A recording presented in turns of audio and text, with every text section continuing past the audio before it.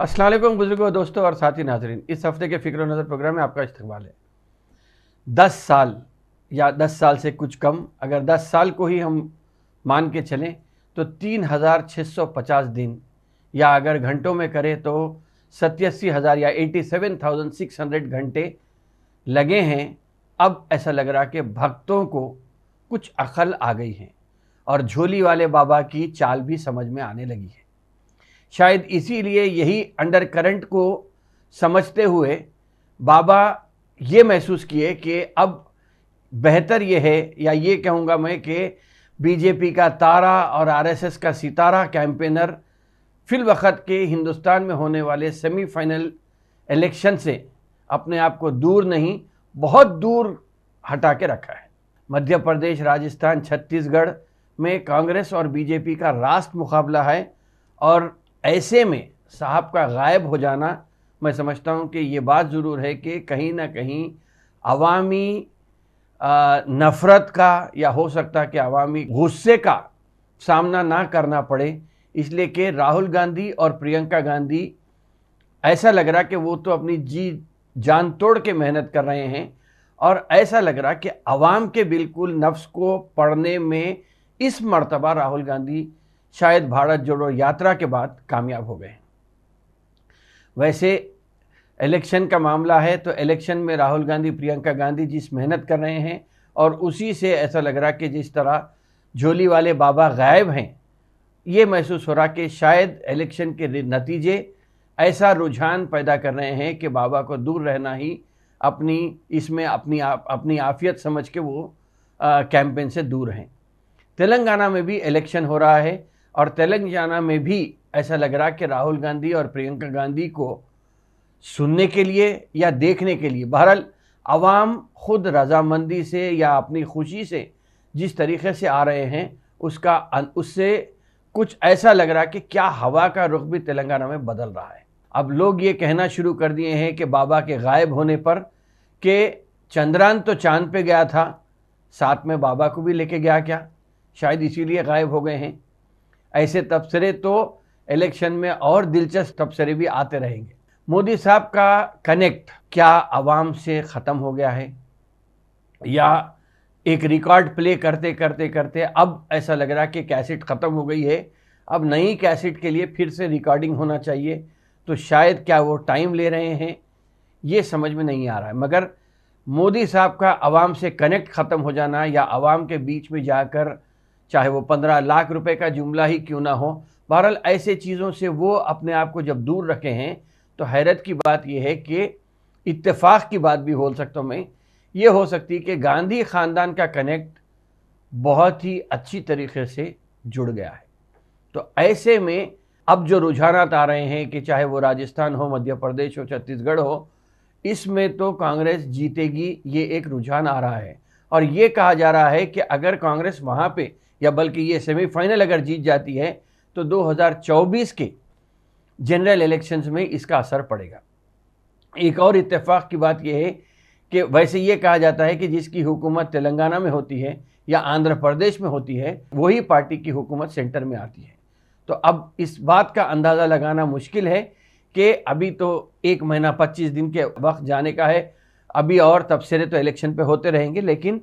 क्या वाकई में हिंदुस्तान के लोग इतने साल गुजरने के बाद, या 10 साल गुजरने के बाद, या 3650 दिन गुजरने के बाद, क्या अब लोग फिर से एक तरफ आने की तैयारी कर रहे हैं?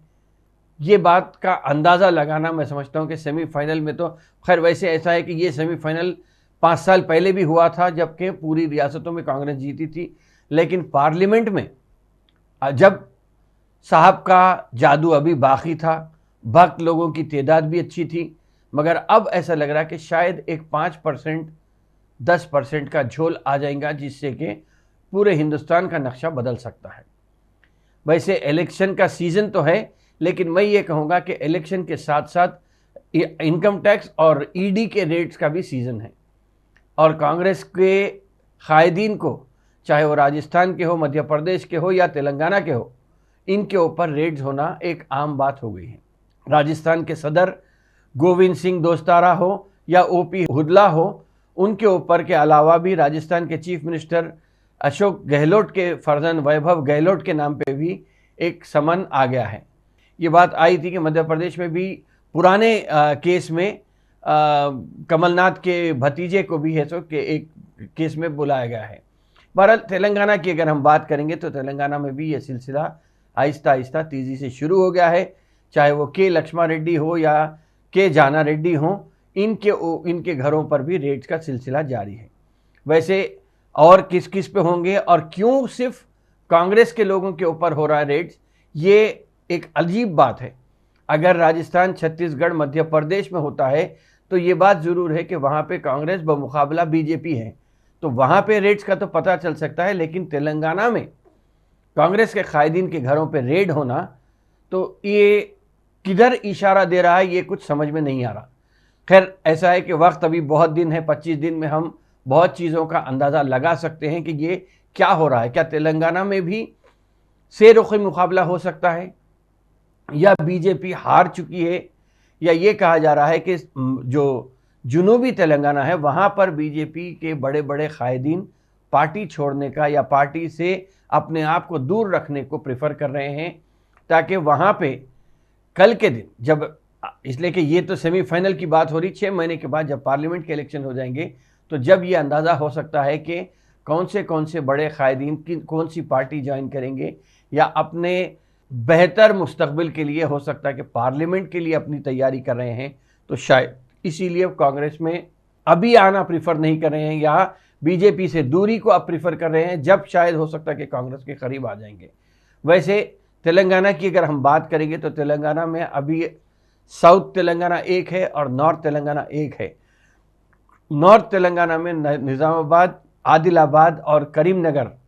में वहाँ पे बीजेपी गुज़िश्ता मरतबा पार्लियामेंट के इलेक्शन जीती थी, और वहाँ कहीं ना कहीं फ़िरका परस्ती को हवा देने की एक कोशिश हुई थी। चुनाचे हुआ ये कि अब 3 अरकान पार्लियामेंट को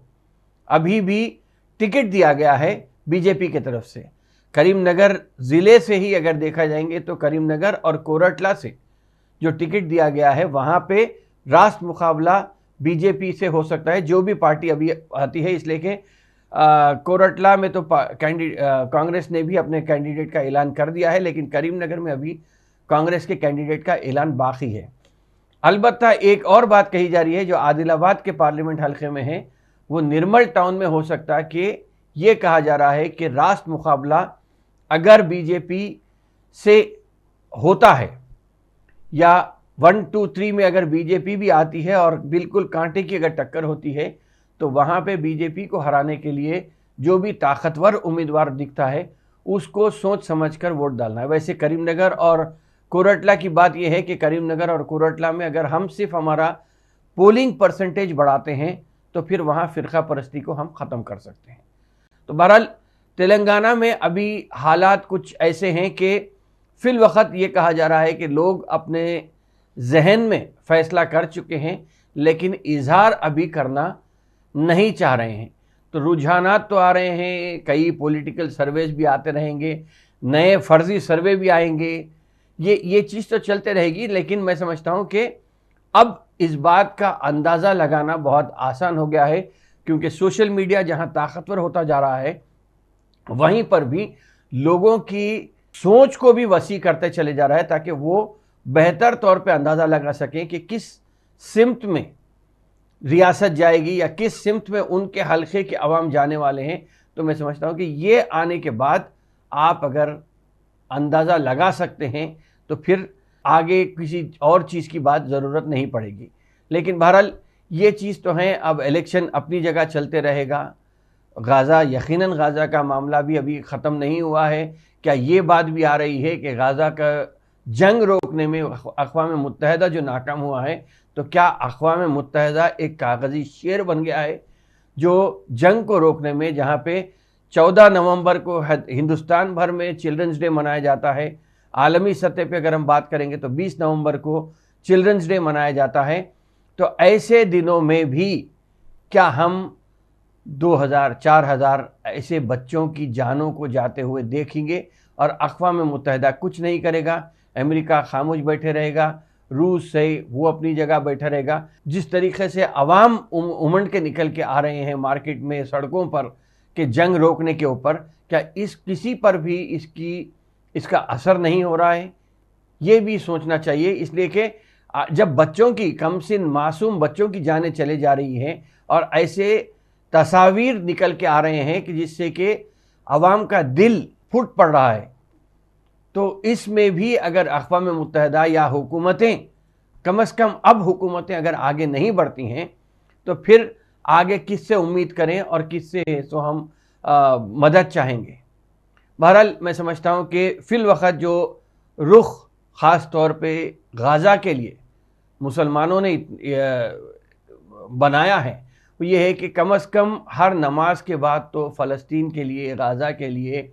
या वेस्ट बैंक हो या गाज़ा हो या फ़लस्तीन, पूरी मुल्क के लिए हो, दुआ का सिलसिला शुरू हुआ है। और जिस तरह की दुआ हो रही है, मेरे को उम्मीद है यकीनन कि बहुत जल्द वहाँ के हालात भी बदलेंगे। जिस तरह आहिस्ता आहिस्ता हिंदुस्तान में भी कई लोगों की जान, चाहे वो मॉब लिंचिंग में गई हो या फिर खवानाना फसादात में गए हों, उनकी भी दुआ है, लाखों करोड़ों, बल्कि मैं ये कहूँगा कि हिंदुस्तान भर के करोड़ों मुसलमानों की दुआ है। तो यहाँ पर भी हिंदुस्तान भी फिर से शायद एक अमन का मुल्क दोबारा बन के उभरेगा और अच्छी शुरुआत की सुबह ज़रूर होगी।